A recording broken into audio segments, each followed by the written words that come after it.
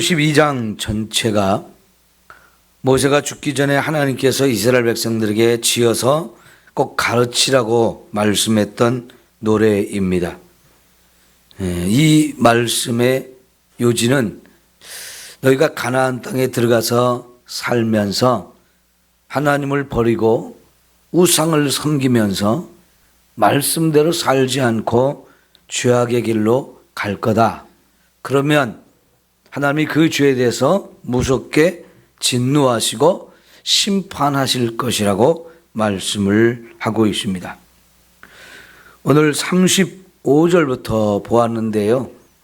그 35절 앞에 어제 우리가 지난 금요일 날 우리가 보았던 말씀이 이제 이스라엘을 심판하기 위해서 사용했던 이방인들, 그들이 교만하고 하나님을 또 그들이 인정하지 않고 자기들이 잘나서 그렇게 하나님의 백성인 이스라엘을 이기고 그들을 멸망시키고 포로로 끌어갔다고 큰 소리 치는 이 모습에 하나님은 이스라엘을 공격해서 멸망시켰던 그들을 또한 멸망시킨다라고 말씀을 하셨어요.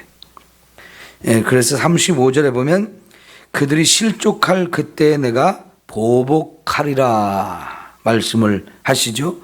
그들의 환난 날이 가까우니 그들에게 닥칠 그 일이 속히 오리로다.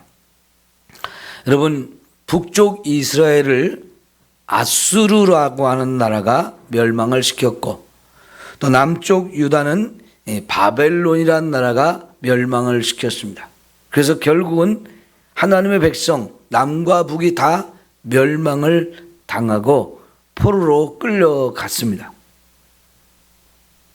그런데 이스라엘과 유다를 멸망시켰던 그 강한 나라, 또 크기도 어마어마하게 컸던 그 나라들이 망할 때는 너무나 한순간에 망해버렸어요. 허망할 정도로, 이해가 안 갈 정도로 너무나 쉽게 너무나 한순간에 망해버린 거예요. 이거는 하나님이 그렇게 하지 않으면 될 수가 없는 일이었습니다. 여러분, 예를 들면 지금의 중국이나 지금의 미국이라는 나라가 망하리라고 상상이 됩니까? 안 됩니까? 쉽게 상상할 수 없는 일이잖아요. 워낙 막강하니까요. 미국하고 중국하고 진짜 한판 전쟁이 일어나서 크게 싸우다가 한쪽이 망한다면 모르겠지만 미국과 전쟁이 일어나서 중국이 전쟁이 일어나지 않는 한 어떤 나라도 망하리라고 생각하는 건 쉽지 않습니다. 그만큼 아수르라는 나라와 바벨론이라는 나라는 크고 강력했던 나라입니다. 그런데 그런 나라가 상상도 할 수 없는데 한순간에 딱 망해버렸거든요. 그거는 오늘 우리 하나님께서 말씀하신 그대로 된 겁니다. 그것을 오늘 우리가 보게 되어지는데요. 그 나라들이 망하고 나면 이제 하나님께서 망해서 그 전에 망해 없어진 이스라엘과 유다가 하나님에 의해서 다시 회복되어지는 겁니다. 그러니까요, 여러분, 바벨론이라는 나라가 유다를 70년 동안 괴롭혔어요. 유다를 멸망시키고 그 많은 백성들을 포로로 먼 곳까지 끌고 갔습니다. 그런데 여러분, 70년이 지난 후에 어느 날 바벨론이라는 나라가 확 망해버렸어요.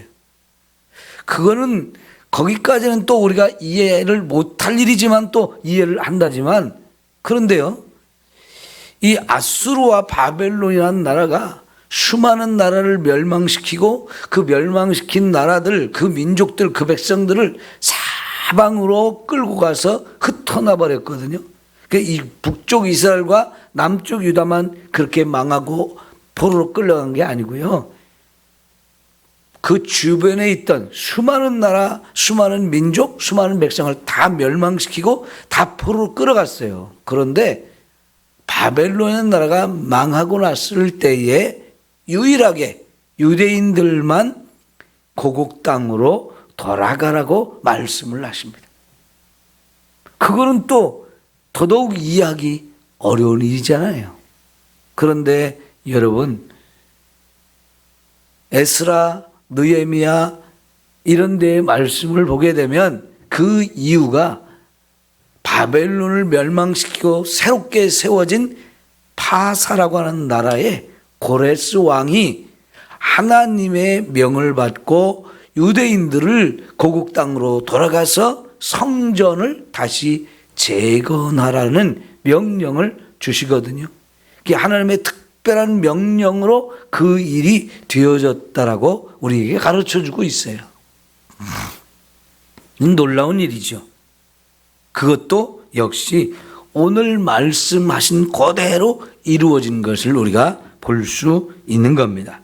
자, 그래서 그 부분을 우리가 좀 보겠는데요. 36절에 보면 참으로 여호와께서 자기 백성을 판단하시고 그 종들을 불쌍히 여기시리니 그랬습니다.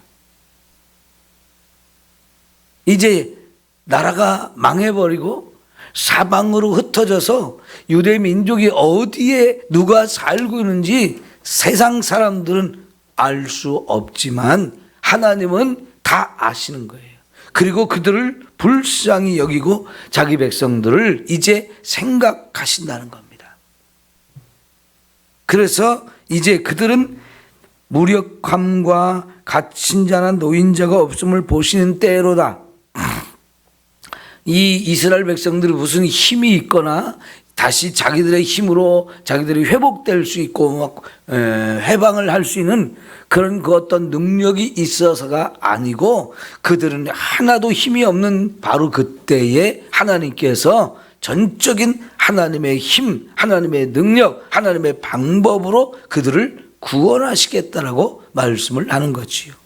여러분, 이스라엘 백성이 애굽에서 종살이하다가 해방되었을 때에 이스라엘 백성 자기들이 독립운동을 했습니까? 자기들의 힘으로 이렇게 애굽의 왕을 죽이고 그 군대를 물리치고 빠져나온 겁니까? 아니죠. 이스라엘 백성들은 그럴 능력이 없었어요. 전적으로 하나님이 애굽의 왕과 그 백성들을 벌을 주고 이스라엘 백성들을 자연스럽게 그냥 걸어서 웃으면서 나올 수 있게 해주셨죠. 그런데 바벨론 포로가 되어 끌려가서 이제 나라가 없어진 그 상태에서 70년의 세월이 흘러갔으면 이스라엘 백성이라는 이 민족 사람들이 기억도 못할 상황이에요. 어디에 누가 사는지 어떻게 사는지 그 다 알 수도 없어요. 포로로 끌려간 사람들 대부분이 비참한 최하층 민족으로 고통을 받으며 살고 있을 때였습니다. 그런데 하나님께서 그 페르시아 바사 왕의 마음을 움직이셔서 유일하게 유대인들만 고국 땅으로 돌아가라. 돌아가면서 하나님은 그냥 빈손으로 가지 않게 하고요. 성전을 건축할 수 있는 모든 돈도 다시 줍니다. 그러니 얼마나 감사한 일이에요.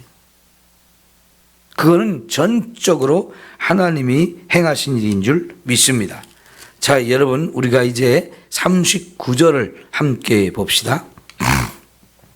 이제는 나 곧 내가 그인 줄 알라. 나 외에는 신이 없도다. 나는 죽이기도 하며 살리기도 하며 상하게도 하며 낫게도 하나니 내 손에서 능히 빼앗을 자가 없도다. 이는 내가 하늘을 향하여 내 손을 들고 말하기를 내가 영원히 살리라 하였노라. 여러분, 하나님이 이제 뭐라고 말합니까? 내가 바로 너희들을 회복시키고 너희들의 원수를 다 갚을 바로 그 하나님이다. 내가 하나님이라는 사실을 내가 너희들에게 똑똑히 보여주는데 나 외에는 신이 없다. 예, 하나님 외에는 다른 신이 없다는 것을 하나님이 똑똑히 보여주겠다라고 말씀하십니다. 그래서 이스라엘 백성이든 아니면 이방 나라가 됐든 간에 하나님이 진짜 홀로 참 하나님이라는 사실을 보여주겠다라고 말씀을 하십니다. 그 하나님이 어떤 하나님이냐? 죽이기도 하고 살리기도 하시는 권한을 가지신 분. 그러죠?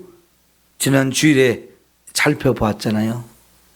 하나님은 우리의 생명의 주인이시고, 우리가 이 땅에 태어난 것도 하나님이 생명을 주셔서 우리를 보내주셨기 때문에 이 땅에 태어났고, 우리가 죽는 날도 하나님이 결정하시고, 생명의 주인은 하나님이시니까 그 하나님이 정말 죽이는 것도 살리는 것도 오직 하나님의 뜻대로 하실 수 있는 분이고, 우리를 상하게도 하고 또 낫게 하시는 분도 하나님이다 하는 겁니다.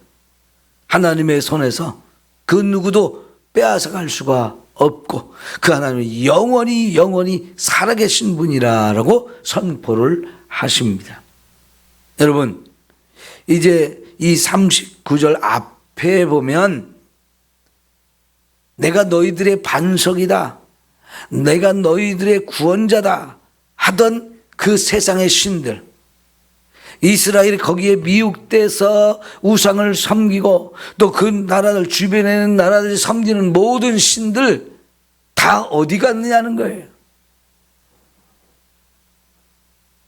그런 모든 신들을 하나님이 다 멸하시고 그들까지도 심판하시고 이제 하나님만이 홀로 유일하신 참 하나님이라고 그 하나님의 하나님 되심을 보여주고 나타내서 이제 포로로 끌려가고 고통을 받고 학대를 당하던 이 백성들을 하나님이 살려주시겠다는 겁니다. 자, 그래서 이제 41절에 보니까 내가 내 번쩍이는 칼을 갈며 내 손이 정의를 붙들고 또 내 대적들에게 복수하며 나를 미워하는 자들에게 보응할 것이라. 하나님이 이제 친히 일어나셔서 원수를 갚고 보복하시겠다고 말씀을 하십니다. 하나님의 백성들을 괴롭혔던 사람들, 바로 그들의 원수를 하나님의 원수라고 말씀을 하시면서 그것을 보복하고 원수를 갚아주겠다고 말씀을 하시죠. 그러면 이제 하나님이 이스라엘 백성들을 괴롭혔던 나라들 다 멸망을 시키게 되는 거지요. 이제 43절을 보시면 너희 민족들아 주의 백성과 줄고하라 그랬습니다. 이스라엘 백성들을 하나님이 기쁘시게 할 때 이제 주변에 멸망시키고 괴롭혔고 이렇게 했던 모든 나라들도 함께 이스라엘과 함께 줄고하게 만드시겠다는 겁니다. 그러니까 주의 백성들과 좋은 관계를 맺고 주의 백성들과 서로 함께 기뻐하는 이런 나라들, 그런 민족들은 함께 복을 받게 되는 거지요. 성도 여러분, 하나님을 믿는 백성이 세상의 중심입니다. 때로는 하나님의 백성들이 잘못을 해서 그 주변에 있는 나라들이 하나님의 백성들을 괴롭히는 이런 일들을 할 수 있지만, 그러나 궁극적으로는 하나님이 하나님의 백성들을 끝까지 사랑하시고 끝까지 보호하시고 지켜주십니다. 그래서 결국은 힘들고 어려웠던 것도 다 회복되게 하시고, 그 회복되어서 하나님의 축복을 누릴 때에 주변에 있는 나라들도 주변에 있는 그 이스라엘 괴롭히던 사람들도 결국은 다 망하지만 하나님의 백성과 함께하고 그 즐거움을 나누는 자들은 회복되어서 같이 복을 누리게 하시는 거죠. 여러분, 하나님께서 하나님의 백성들을 축복의 통로로 사용하신다고 그러잖아요.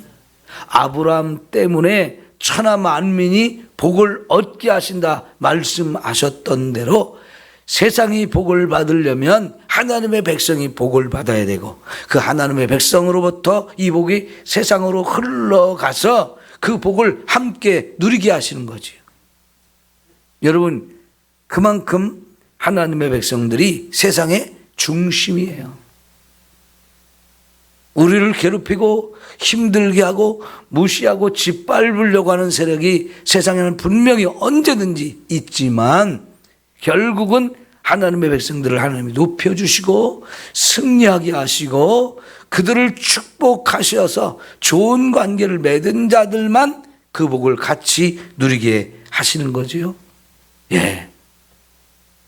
하나님의 백성들이 이 땅에서 자부심을 가지고 당당하게 살아야 할 이유인 겁니다.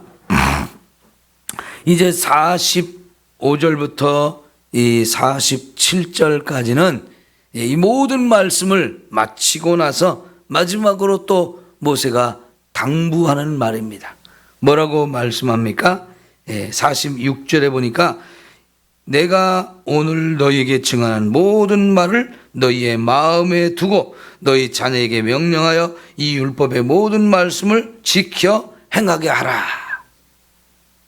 결국 이런 노래를 지어서 이스라엘 백성들에게 가르치게 했던 것도 아무리 그들이 하나님을 거역하고 죄악의 길로 갔다가 이제 원수들에 짓밟히고 나라가 망할지라도 하나님은 반드시 그들을 회복시킨다는 것, 이거를 기억해서 그들이 잘못되었을 때, 죄악의 길로 갔을 때, 그래서 엄청난 고난을 당하고 저주와 재앙을 만났을 때 그들이 모든 원인이 우리가 이렇게 큰 죄를 범했기 때문이다, 이걸 깨닫고 돌아와서 하나님께 회개하게 하려고 하나님이 이런 말씀을 주셨다는 거죠. 그러니까 그때라도 하나님의 말씀대로 살라는 겁니다. 언제든지 하나님 말씀대로 살면 그것이 헛된 일이 아니고 그것이 바로 우리의 생명의 길이고 사는 길이다라고 말씀을 하십니다. 지금도 하나님의 말씀대로 살아야 너희가 가나안 땅에 들어갈 수 있고 그 가나안 땅에 들어가서도 너희의 나라가 오래오래 장구하게 지속될 것이라고 하나님이 약속을 하시거든요. 그래서 여러분, 하나님의 백성은 하나님의 말씀 따라 살아야 하죠. 우리는 매 순간 하나님의 말씀을 벗어나서 내 마음대로 살고 싶은 이런 욕심이 내 안에 있어요. 이게 얼마나 우리를 괴롭히는지요. 아무리 하나님의 말씀이 생명이라고 해도 자꾸 그걸 벗어나서 내 마음대로 살고 싶은 육체의 소욕이 얼마나 큰지 몰라요. 우리는 이 육체의 소욕과 매일 싸워서 나를 십자가에 못 박아놓고 오직 우리는 말씀대로 살아야 됩니다. 하나님을 인정하며 하나님 뜻대로 살 때 그 길이 생명의 길이고 그 길이 복의 길이라는 것 우리가 명심해야 합니다. 오늘도 우리 그렇게 살아가기를 축원합니다. 기도합니다.